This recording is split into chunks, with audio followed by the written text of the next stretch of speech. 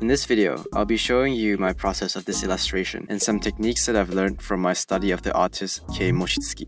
I'll be going through the line art techniques, the coloring process, and the finishing touches. If you want to see the actual painting, the time-lapse will be in the description.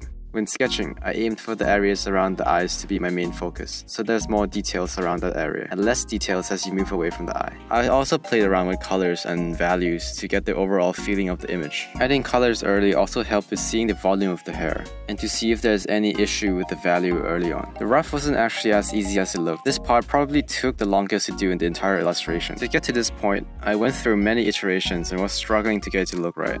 In Kei Mochizuki's video, the artist is often seen using a G pen brush in Clip Studio Paint, but I think any brush with variations in stroke size works fine. For me, I use this free brush from Photoshop's brush website. When doing the line art, I like to break them into sections. This looks complicated, but if we were to break it down, it's simply clothes, hand and face, hair, bangs and eyes. I think drawing things in small groups like this helps make the process easier and less painful. For thickness of the lines, I made lines that are closer to the viewers thicker, as well as lines that are near to the shadows and the corners. The way that I did this was drawing on top of the previous line over and over. There are no formulas to follow when it comes to coloring. I also don't think that the artist uses any blending modes. I think some useful tips would be to stick with minimal amount of hues. The artists often use red as their main color and bluish black to complement the red, usually as outlines and shadows. In this illustration, I also did a similar thing, where my main color was this pinkish red and the outlines are dark purple. Second tip would be to check your values while coloring. Make sure that there's contrast between the areas of focus, in this case the face, and other areas such as hair and background. The final tip would be to limit yourself to one color that is super saturated. Initially, I started off picking many saturated colors right away, but that didn't work with this illustration. The colors simply fight each other for attention. The artists often use one color that is super saturated to make those areas really pop. What I did for this illustration was guessing the colors and adjusting them throughout. The colors at the beginning completely changed towards the end. I think it's good to remain quite flexible. Every colors that I used here are within this range, except for the eyes. Limiting your colors will make your life a lot easier. A technique that is often used by the artist was this stroke effect to the hair at the back. This makes it so that the stroke is automatically applied whenever you paint something. To do this in Photoshop, you simply select your layer, press the Effect button, select Stroke, and select the thickness and colors.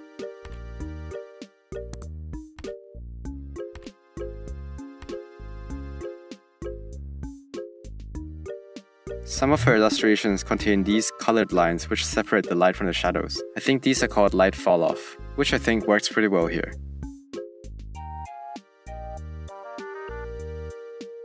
After, I added pinkish glow to the hair and added highlights.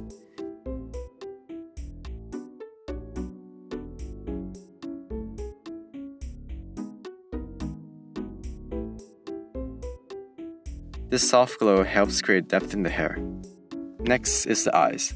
I wanted the character to look crazy, so I added these rings and bright neon highlights to really sell the look. At this point, the image is pretty much done, but I saw this illustration by Yoneyama and I really liked how she added depth to the image by blurring certain parts. So I did the same by adding Gaussian blur, which I hope would help guide the eyesight of the audience since the image is so chaotic. And to finish things off, I added a noise texture overlay.